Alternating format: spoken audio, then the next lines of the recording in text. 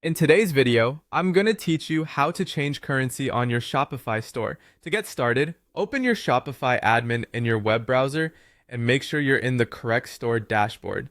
From the admin home, head down to the bottom left corner and click Settings. This is where most store-wide preferences live, including your store's default currency. Inside Settings, go to the General section. Here you'll find key details about your store and a specific area labeled Store Currency. Look for the three-dot menu next to that section. Click those three dots to reveal additional options, then choose Change Store Currency.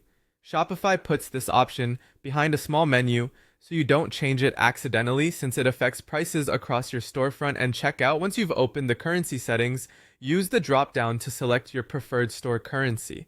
Take a moment to double check the symbol and the currency code so it matches what your customers expect. Keep in mind that changing the store currency doesn't automatically convert your existing price amounts. Shopify will treat your current price numbers as if they were created in the new currency. For example, if an item was listed at 50 in one currency and you switch to another, the number 50 stays the same but is now interpreted in the new currency. Because of that, it's a good idea to plan your switch and review your pricing strategy right after you make the change. When you're confident in the new selection, click Save. Shopify may show a reminder about how this change can affect reports, refunds, discounts, or gift cards, so read any prompts and confirm.